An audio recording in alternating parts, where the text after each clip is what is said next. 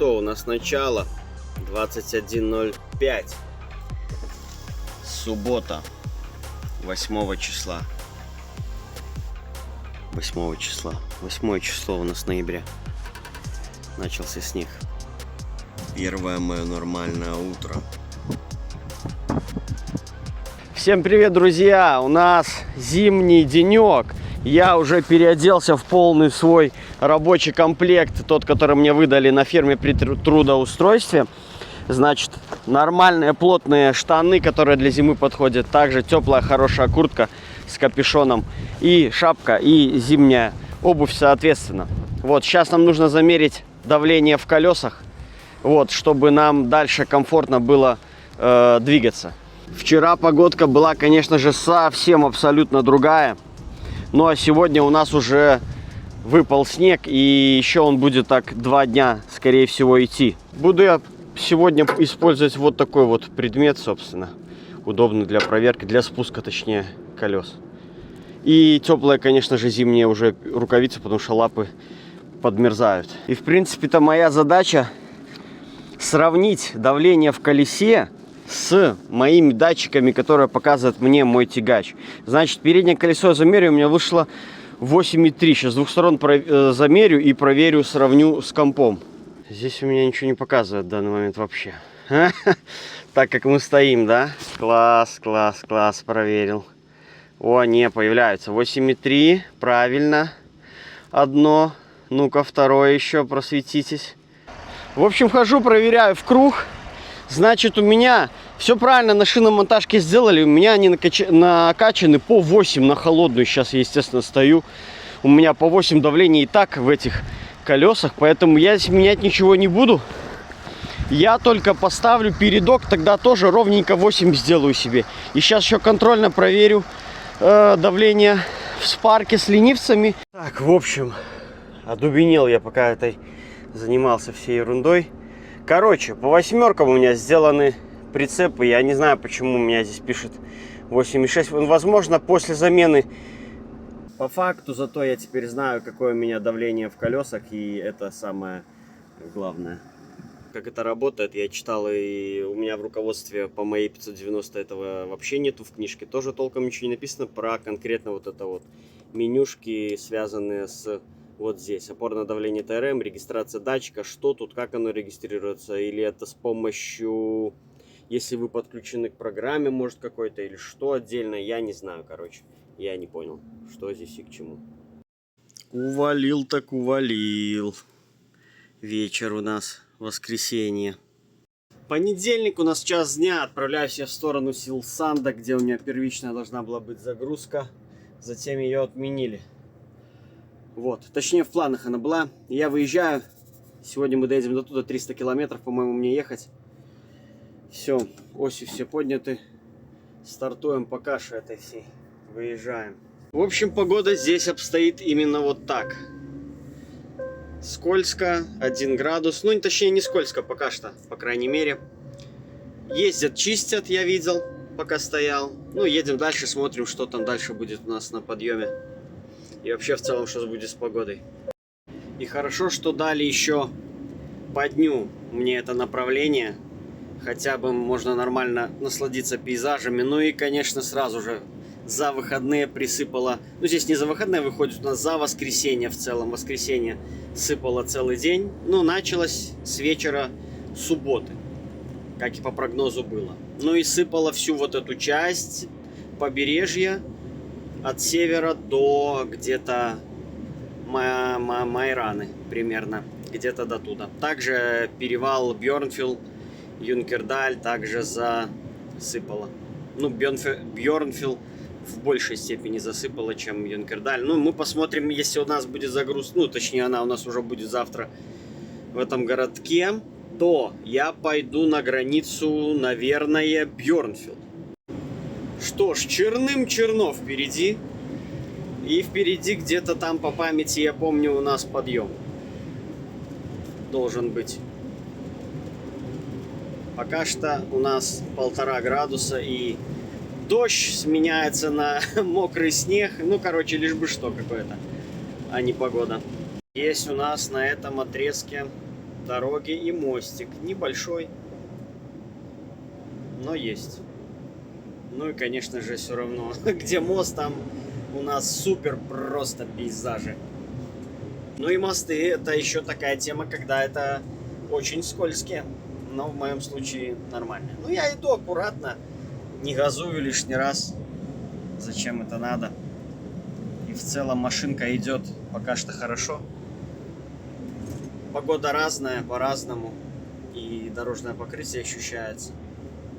Главное, как говорится, без резких движений. О, вот это да! На квадрике с прицепом, весь в снегу. Викинг натуральный. Первая грузовая, кстати, за 30 минут встретилась мне. До сих пор ехал и разговаривал сам с собой, короче. Думал, камера включена, все нормально. Я ушел в сторону от воды. И у меня здесь уже конкретно заметание. Функция, кстати, в Scania, о которой я не говорил, при резком нажатии на тормоз, то есть когда у вас срабатывает АБС, загораются аварийки. Здесь сейчас я вам это продемонстрирую. Разъедусь только с грузовиком. Это второй грузовик за полчаса. Первый грузовик был буквально где-то минуту назад. Я взял подъем успешно. Небольшой. Ну, по-моему, должен быть еще у меня один более круче подъем. В целом идет пока что хорошо, но дорога, ну, соответственно, так как у нас это каша. Вот, видели? Аварийки включаются автоматически в системе, нигде это не отключается, не включается, насколько я лазил, вроде бы такого нет. Вот, поэтому очень хорошая, удобная функция в случае где-то, если что-то экстренное на дороге происходит, сзади у вас автомобили, тем более, когда это зима, то это, конечно, очень круто. Пока вы дотянетесь до кнопки, в любом случае автоматическое срабатывание будет быстрее, чем вы дотянетесь до кнопки. Так, у меня еще и шины отказали. Где мой датчик? Неисправна система мониторинга давления в шинах. Проверьте. Хорошо. Ну, я думаю, это все от снега. То есть, короче, скорее всего, в зиму все функции получаются вообще бесполезные. То есть, до сих пор за столько лет ничего не справилось. Но у меня впереди, скорее всего, Mazda Dur, вот, от которого мне надо избавляться. На подъеме он тупил сейчас. Вот, я надеюсь, он съезжает навсегда, желательно. Если он не догоняет, что ему на его корче легко это все едется, а мне как-то не очень. Когда подъем, мне нужна скорость, чтобы ехалось нормально. Ну, молодец, уступил. Поморгаем ему. Едет, пускай сзади наблюдает. Что-то сегодня мне везет на вот этих препятственных, которые боятся ехать. Ну, еще, может, не привыкли после лета или не успели загнать в гаражи свои машины, чтобы не ездить зимой вообще. Обычно в Норвегии редкое как бы такое явление, когда кто-то вас где-то из легковых подтормаживает.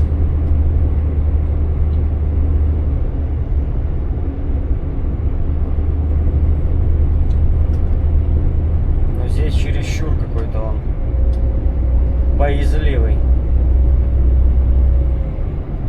Но я вроде бы подъем прошел сам, поэтому у нас обед, поэтому к вечеру тоже морозик должен дать. Ну и прогноз такой есть, что во всех этих местах со вторника будет морозец.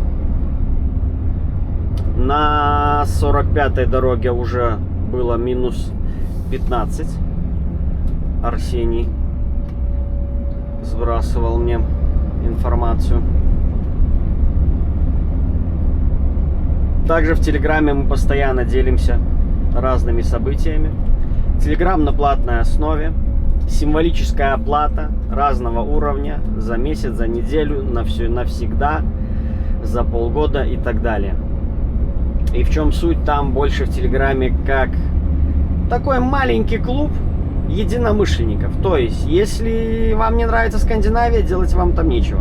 Если вам не нравится Скания, то тоже вам там в целом делать нечего, потому что там плюс-минус все те, кому нравится и это, и то. Вот. Но есть нейтральные, естественно, тоже, кому просто интересны какие-то видео, короткие фотографии, огромное количество постоянно там публикуется. И в целом собираются вот единомышленники, наверное, будет правильно так сказать, клуб единомышленников, водителей, собран именно в моем Телеграме. Никого лишнего из группы, из чата невозможно ничего не скопировать, не сделать скриншот, ни что-то скачать. Поэтому все, что пишется и обсуждается в группе, остается в группе.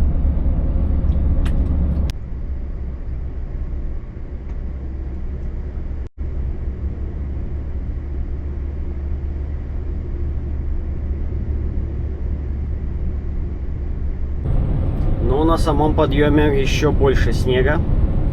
Минус 0,5-0,4. Не сильно, конечно, морозно, но вроде бы едет хорошо. Ну и преграда, которая передо мной ползла, пришлось мне предпринимать экстренные меры, потому что он не дуплялся, или она там, непонятно кто. Но перед подъемом так ехать и сажать грузовики, это категорически нельзя. Вот. Я говорю, что это редко попадается в Норвегии, когда вот такие вот попадаются на дороге. Ну и я, конечно же, пошел на обгон на подъеме.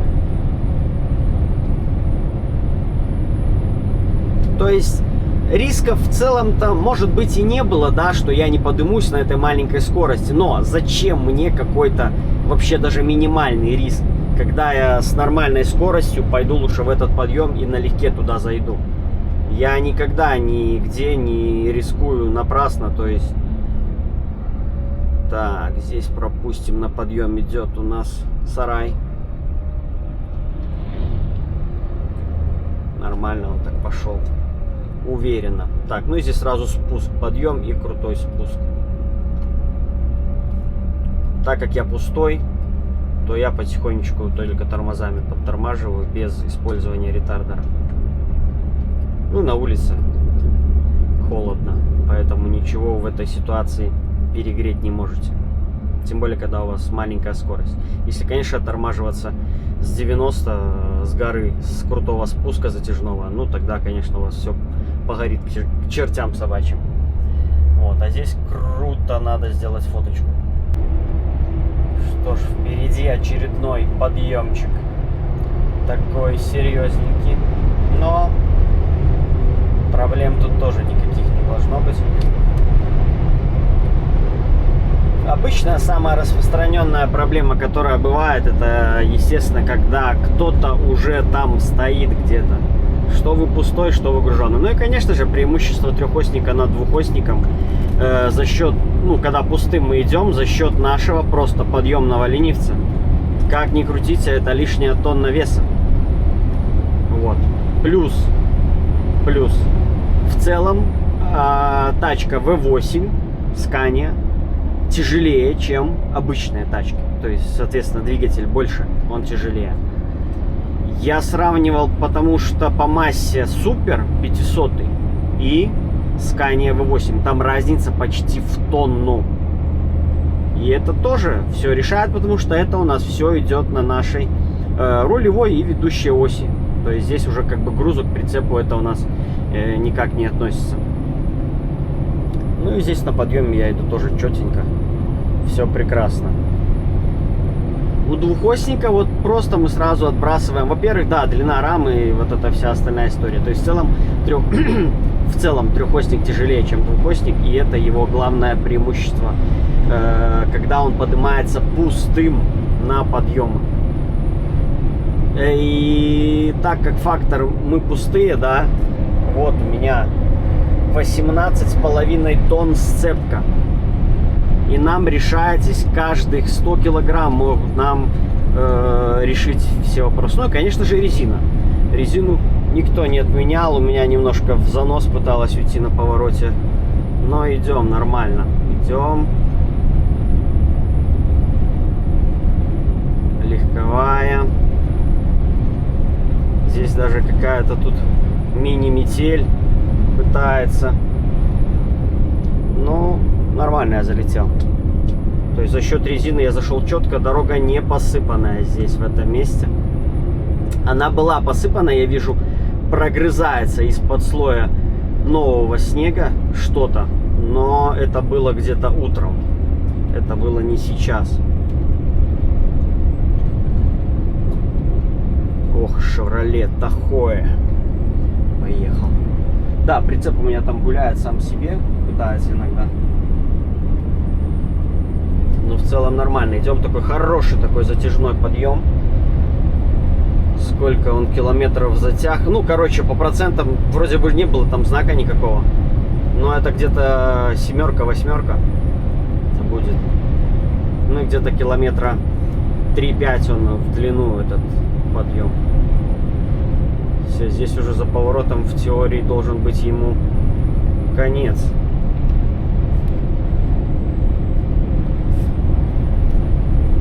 Так. Ладно, нет, и вот еще у нас тут последнее. Ну и здесь вот тоже фактор, почему должна быть мощная машина, чтобы вы могли на кратчайшей дистанции еще больше дать разгона. Все, я иду просто как бульдозер. Ну и у меня, конечно, вид крутой. Но зимой уже на виды отвлекаться не стоит. Нужно нам поливать как положено. Я иду почти на максималке. А нет, тут он вообще крутой у нас подъем. Он у нас еще ох-ох-ох, как дальше идет. Я слышу, как ветер тут фигачит вовсю. И дальше у нас вон туда, он дальше идет этот подъем. Я так понял. А, нет, мы в туннель уходим. Все-таки я ошибся. Но это был, короче, на моем маршруте это был главный на сегодняшний день подъем. Дальше крутой подъем у нас уже будет только на Бьорнфилде, если мы пойдем через Бьорнфилд. Ну а если мы пойдем по шестерке, то у нас и погода будет такая же, как все эти 2 дня, то у нас целую дорогу по шестерке будут подъемы и спуски. Решил я заехать на циркуль за горячим шоколадом. И мне как раз будет 242 километра. Я, наверное, здесь крутану паузу. Я сейчас здесь 45 минут. И потом поеду дальше. Встану вот я рядом с бочкой.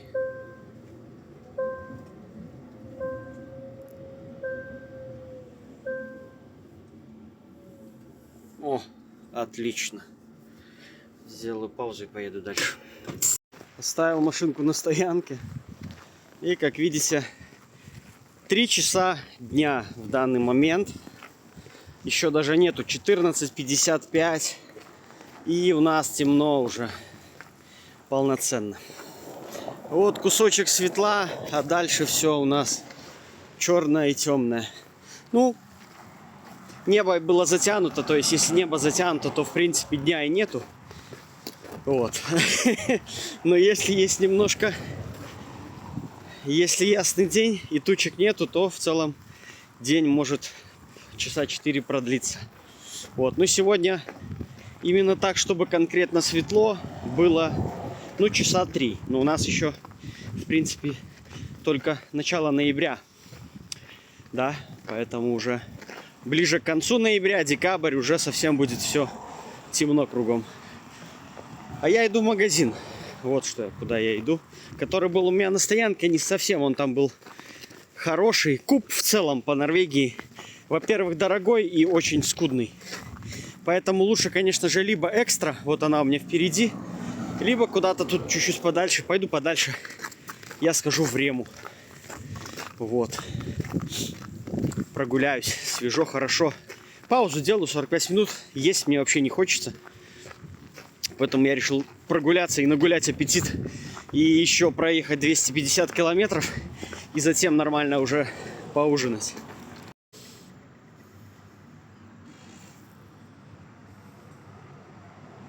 Частая забава детей. Здесь мост, ремонт моста в одностороннем движении. И скамейка уступает всем дорогу.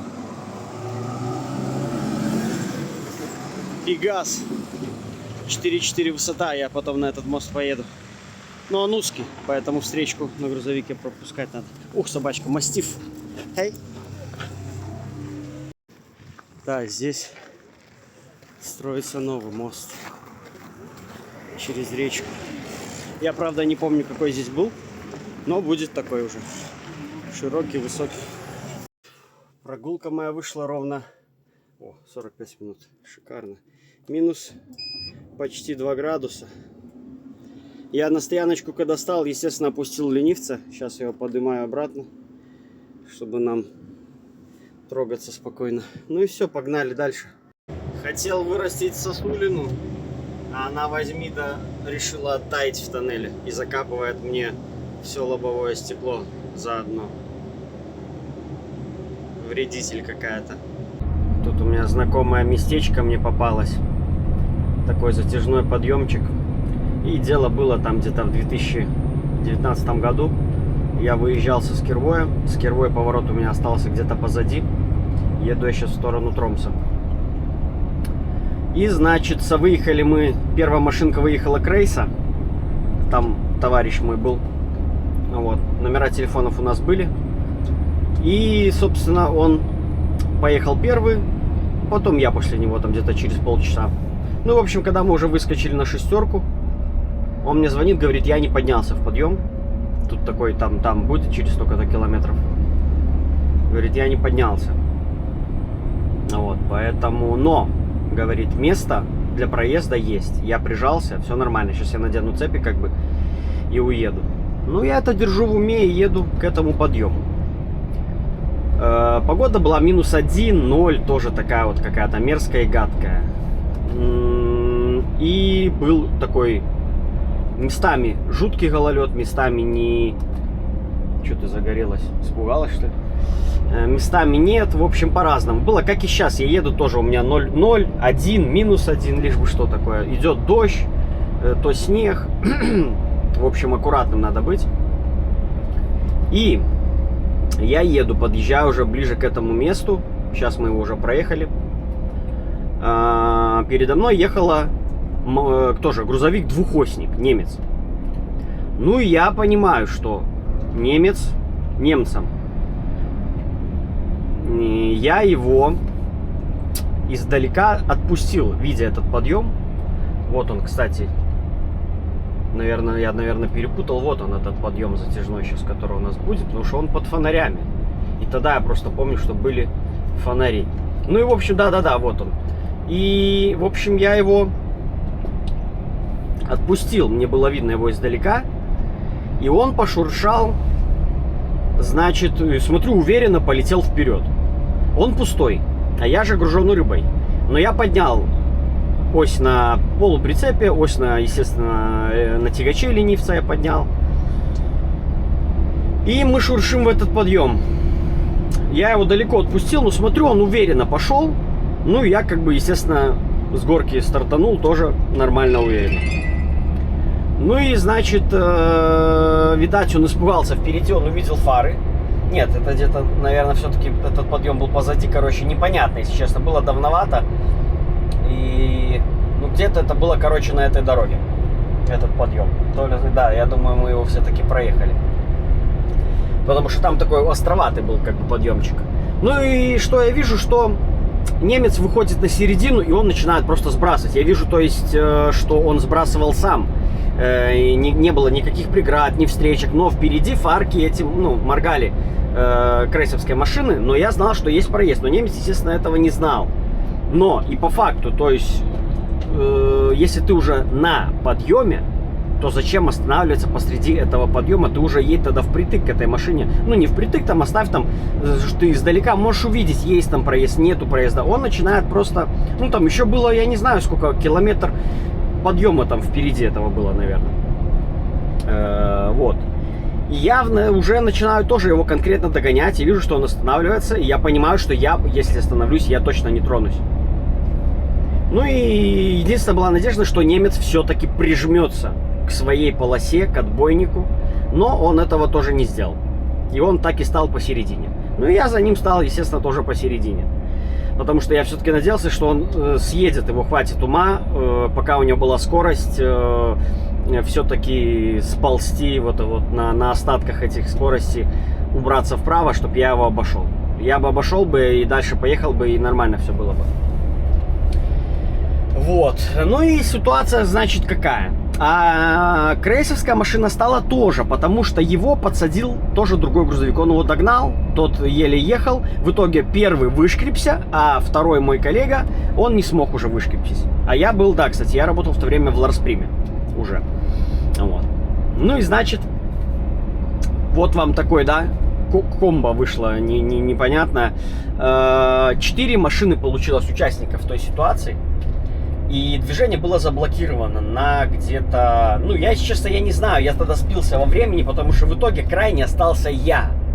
Я в итоге переграждал всю дорогу, потому что у меня были попытки трогания на одной цепи, там была моя ошибка. Ну ладно, сейчас обо всем по порядку. В общем, мы стали, я быстро выскочил, подкинул эту цепочку под колеса, одну, вторую. Я все, стою зафиксированный, нормально, упал пару раз на жопу, иду дальше, у меня еще не было насадок на кандалы. И, значит, немец не умеет ни надевать ни цепи, и в целом у него какие-то там дранцы есть, а не цепи. Я не знаю вообще, как он попал в этот регион, ну, и настолько все это было непонятно. Ну, и как бы по говору он, ну, был похож очень сильно на настоящего немца. Вот. Немецкий полуприцеп, немецкая голова, двухосник, я же говорю. Только я не помню, кто там был, МАН или Мерседес, что-то в этом роде. Ну, в общем, я ему даю свою одну цепь, а вторая у него была нормальная, да. И помогаю надеть 2 цепи ему. И он успешно сваливает вверх. Остаюсь я. Сзади уже машина. Значит, дорога не была посыпана от слова совсем. Вообще, ни грамма, ничего. И то есть, при этом эта дорога у нас шестерка международного как бы значения. 1, 2, это самая оживленная, как бы это смешно ни казалось, но это самая оживленная дорога в Норвегии. Здесь большой поток машин ездит, ну, по уровню, на скандинавском уровне, если это судить. Вот. Я, значит, первую ошибку допускаю. Я спокойно вначале стоял. И так как я стоял, то есть у меня был откат назад. Я мог откатиться назад. И надеть сразу 2 цепи. Я этого не сделал. Я сделал, думаю, сейчас я быстро отду только цепь, там надену тяжелую. И я тут сорву сейчас, все там, это самое, все будет хорошо. Вот, но не тут-то было. Я надел одну цепь, и меня быстро, за счет того, что был скос дороги в сторону скалы, и одна цепь меня быстро повернула голову мою в сторону канавы, и я понял, что это не сработает. Мне нужно скатываться назад, выравнивать теперь обратно сцепку. Начались вот эти вот попытки бестолковые. Ну, на то время еще как бы маловато у меня вот было вот этих вот понятий. Уже на данное время я бы сделал все правильно и четко. Ну, учиться нужно на ошибках. И это была самая такая, одна из пиковых ситуаций, когда уже я как бы позвонил шефу и сказал, вызывай мне викинга, я не могу ничего сделать. Ну так вот, я, значит, раскоряченный посреди дороги, пытаюсь что-то делать. Приехала полиция и приехал, наконец-то, посыпалка. Но посыпалка, естественно, не могла проехать. Мне нужно было сдать назад еще, помимо того, что выровнять сцепку, мне нужно было сдать еще назад по этому гололеду. Ну, как бы он уже сзади мне просыпал, то есть мне нужно было весь состав, вот там сколько наш, да, метров, 17 метров, мне нужно было столкнуть его вниз ровненько, аккуратно, чтобы я наехал уже на эту подсыпку. И кармашек, там такой был кармашек, он мне этот кармашек также засыпал, и там уже я бы надел эту цепь. Ну и плюс он как бы посыпать начал. Значит, я надею цепь. У меня не получалось. Когда я, короче, в моменте выравнивал всю цепку, я прижался сильно уже близко к отбойнику. Я не мог надеть ведущую цепь. Но я смог надеть на рулежку. И я надел именно на левое колесо, потому что на правое также я не мог надеть. Я думаю, просто хотя бы, чтобы у меня цепка выровнялась. То есть я не собирался на ней ехать. Для выравнивания можно надеть и на левое колесо без проблем. В общем, я выровнялся, я сполз назад чудом. До этого я позвонил шефу, когда первые попытки у меня начали неудачно быть. Я начал понимать, что сейчас я могу натворить делов, и меня реально стянет либо к отбойнику окончательно, и я уже не смогу тронуться, либо в сторону скалы. И то есть и там уже все, приехали. И я как бы позвонил, говорю, все, давай, вызывай, потому что, ну, его как бы рисковать. Он говорит, давай, попробуй еще так. В общем, до того момента, когда еще приехала эта потом посыпалка, я засыпал себе под колесами тоже. У меня было целое 20-литровое ведро. Я засыпал полностью себе под колесами сколько смог. Ну, реально, каток был офигенный, и, ну, тоже 20 литров. Ну, как-то они мне все-таки помогли мне тогда выровняться чуть-чуть. И затем уже я с помощью своей вот этой подсыпки, я смог добраться с помощью передней цепи одной, и одна на ведущей была. Я выровнялся и сполз назад в этот уже карман, в посыпанный уже посыпалкой, которая приехала. В общем, ситуация такая, что я 7 потов сошло, руки, ноги уже болели от этих цепей. Ну и все, я ровненько стал в кармане, я спокойно пошел с фонариком и надел вторую цепь на ведущую ось. Ну как, это было уже неспокойненько. И, во-первых, еще полиция на меня поддавила в моменте, подошли и сказали, давай, у тебя там буквально там сколько-то, 10 минут они сказали или сколько, и мы вызовем тебе викинга, если ты отсюда не свалишь. Чтобы ты не блокировал движение. Вот, ну и как бы это все дело давило, и я в попыхах надел в итоге на вторую ведущую ось цепь, тяжелую с шипами. С передка я снял цепи. Нет, я точно не помню уже, может быть, я ставил на правой стороне одну, не буду врать, это я уже точно не помню. В общем, я стартую, и да, я же был на Вольве. В моменте, когда я сдавал назад, я, естественно, опустил ленивца обратно. Почему у меня потом и начались проблемы, я не мог тронуться никак. И ничего, что в моменте я опустил этого ленивца, а в Вольве он обратно уже, когда ты стоишь, не поднимается. Он дает там расслабуху, да, но все равно за ним остается какая-то доля веса. Пока вы не тронетесь, то есть он не поднимался. Но это было в моей той конфигурации, в той прошивке. Как там сейчас, кто на чем ездит, я не знаю. В Скане же огромный плюс, что я подниму на месте с любым весом, и это вот огромное преимущество. Так вот, все надел, все, я уже стартую. А немец этот сказал, что я тебя буду там ждать наверху, то есть, чтобы отдать эту цепь. Я говорю, ну хорошо. Ну и все, я, собственно, стартую. И так как в попыхах надевалась вторая цепь и больше в темноте, так как фонари были у нас только с правой стороны. Ой, с левой стороны. Справа я там с помощью, там фонарик был или не был, короче, я там на ощупь эту цепь надевал. Я стартанул, все, смог и оторвал ленивца. Я пошел спокойно наверх, вообще без всяких проблем. Но в моменте я вижу, как у меня в том зеркале начинает искры лететь во все стороны, там непонятные движения, звуки. В общем, у меня порвалась эта цепь. Естественно, там был перекрут, о которых я говорю на всех своих видео, где связано с какими-то цепями. Цепи у вас должны быть подготовлены, лежать ровненькие. Если они не у вас не лежат ровненькие, значит на асфальте вы их разравниваете, проверяете на эти перекруты сраные. Вот этот перекрут у меня был, он порвал цепь и расхреначил мне подкрылок, там боковой этот габарит, на прицепе этот оранжевый фонарь тоже достал до него, в общем, нормально он там выдал. Ну, я, естественно, уже как шел до подъема, до вершины, я таки дошел с этой цепью разорванной, она там гасила по всем этим подкрылкам. Я поднялся уже, вылез, посмотрел на эту всю фигню. Вот, сфоткал, отправил шефу. В тот момент, в то время с меня за это ничего шеф не высчитал. То есть он списал это нормально, что говорит, хорошо, что ты не попал на викинг, все нормально, не переживай, короче. Вот, то есть меня за это ничего не высчитали. Вот, про цепи я раз и навсегда запомнил, про этот перекрут и от чего они рвутся, и что это не качество цепи. Да, есть, конечно, качество цепей, есть кто-то может использовать, это запрещено, какие-то варочные методы цепи, это тоже чушь. То есть есть заменяемые кольца, они меняются, это нормальная история. Но если у вас цепь где-то рвется на ходу, это и у вас хорошая качественная цепь, это ошибка только ваша, у вас был по-любому перекрут. Даже я так скажу, что 50% кто ездит по Скандинавии, они даже не понимают, о чем я сейчас говорю, о каких вообще перекрутах и что это такое. Вот. Все проблемы, когда вы не можете надеть цепь быстро, там, да, у вас там не хватает размера, не дотягивается что-то докуда, это все перекруты, если у вас цепь по размеру колеса. Ну, короче, про цепи у меня есть рассказы на канале. Слушайте. Ну или пишите в комментариях, у кого есть какие вопросы по поводу цепей. Ну и вот, собственно, такая вот, это основная зимняя вообще такая вот ситуация. И чем больше машин ей участвует, тем больше пострадает самая последняя машина. В моем случае это был я. То есть первая машина подсадила вторую. Естественно, вторая уже пошла еще с меньшей скоростью, чем первая. Он уже потерял много скорости, он не смог забраться.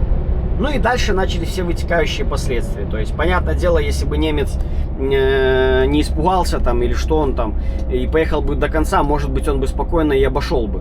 Ну, хотя, знаю двухосники, какой там был гололед, если уже там он потерял скорость где-то на 30 км в час, то он бы уже забуксовался бы, он бы не вытянул бы тот подъем никогда в жизни. Вот, собственно, это проблема двухосника. Ну и резина, да, резина, я не знаю, кстати, какая у нее стояла, я уже не помню, если честно, тоже. И я тогда не успел ее рассмотреть, эту резину.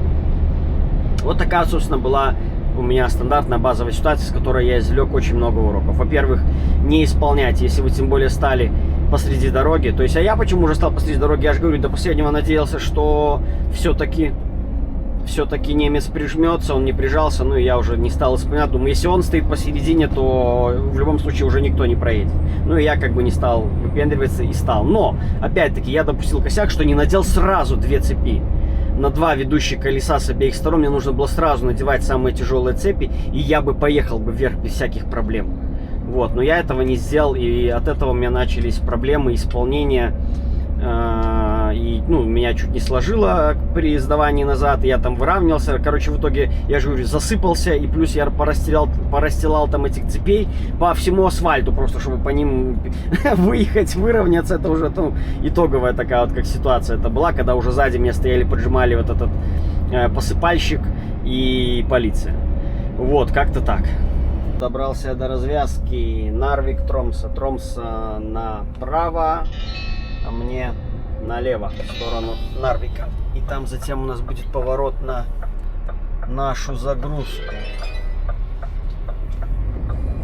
И здесь начинал потихонечку снежок мести. Посмотрим, что будет дальше. Температура по-прежнему по нулям.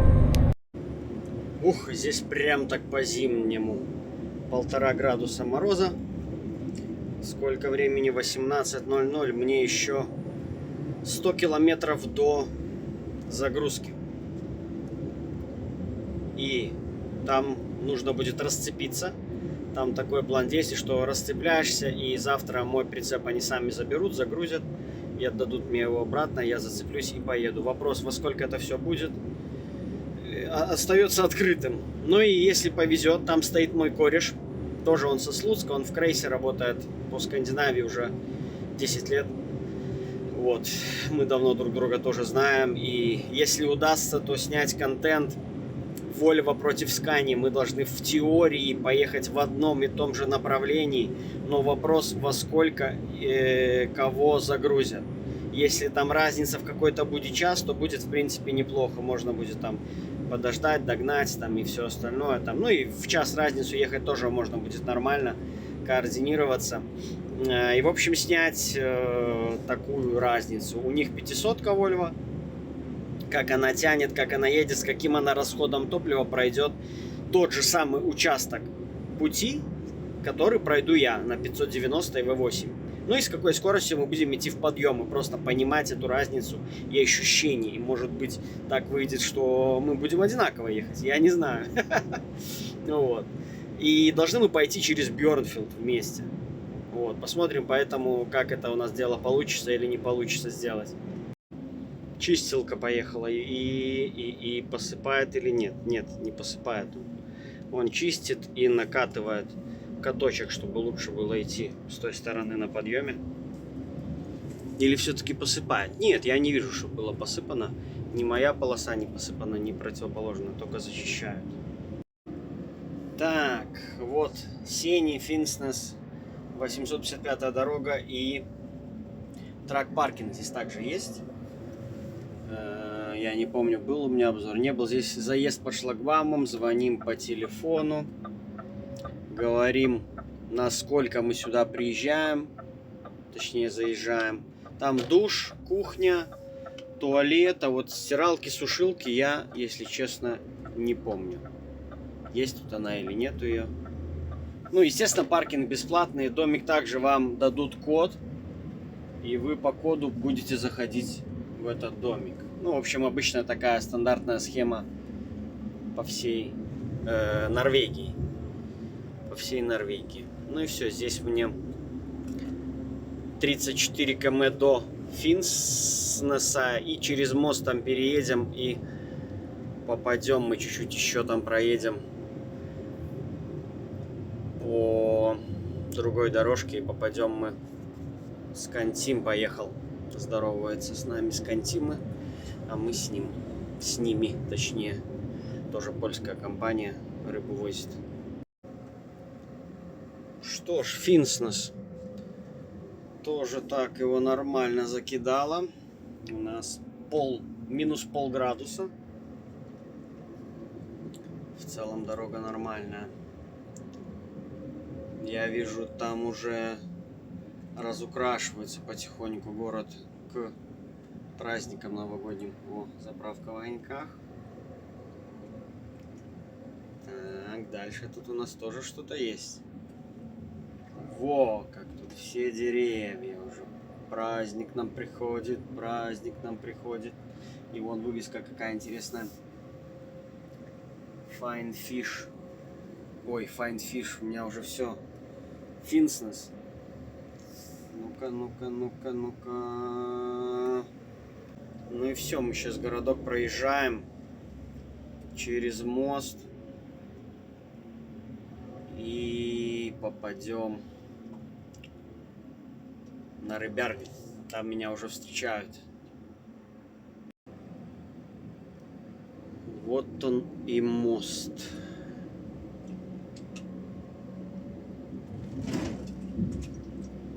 Ну, что-то тут посыпали, видать.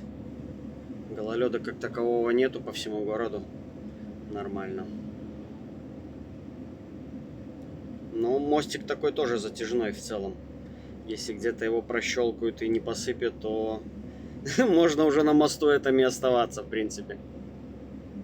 Ну и тут, конечно, дотошный едет. Я надеюсь, это чудо в перьях прямо поедет. Иногда они едут, ну вот я вообще не понимаю, как так можно не чувствовать от слова совсем дорогу.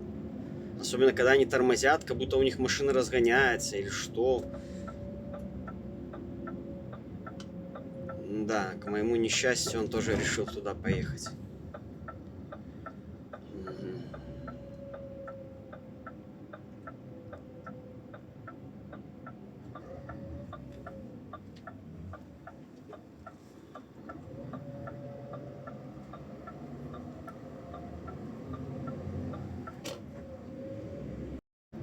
Естественно, я профуфлыжил поворот. Но там впереди должна быть автобусная остановка с разворотом. Чисто теоретически. И я должен там поместиться.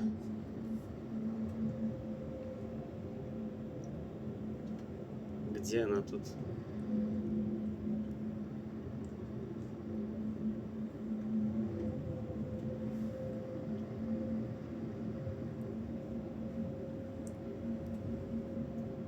Так, вот у нас она. Но влезу ли я туда? Вот это вот вопрос, конечно.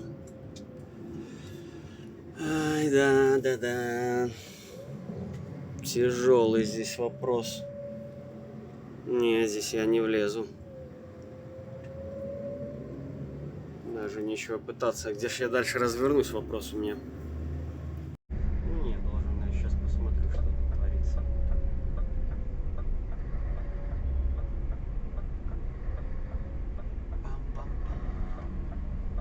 Блять, там, да, дорога мощная. Если я сейчас туда не выеду. Нет, туда я на плац. А, плац перед домом ты имел в виду? Нет, надо, блядь. Ну все, у меня одна попытка. Эй.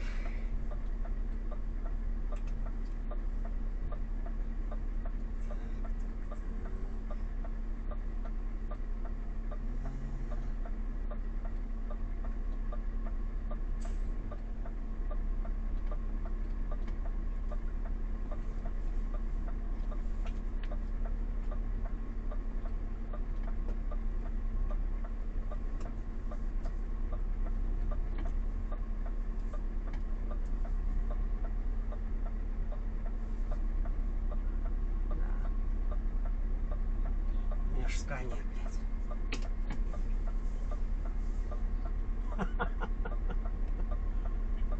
А здесь этот поворот на будущее, он просто уходит вверх по узкой такой дороге. Так что не дело, слушай, не проверил поворот, короче. Ну давай, возвращаюсь. Да, тут, конечно, стоят выезды на 86-ю дорогу обратно, но они очень жестокие, там эти выезды все. Я в таком же и разворачивался, в принципе. Сейчас главное в обратную сторону теперь не это самое мне. Не прощелкать поворот. Так, вот он, этот поворот злосчастный, который я профуфлыжил. Надо было сразу, в принципе, тормозить и сдавать спокойненько назад, я бы скатился. Но да, я, возможно, бы просто не тронулся бы с места, потому что дорога скользкая. Пришлось бы до той горки жопой ползти.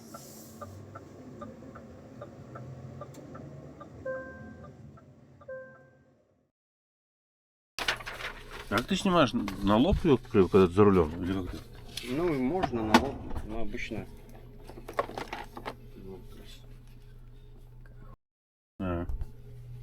Бля. А, ты типа снимаешь. Привет, подписчики. Да? Сидим в V8.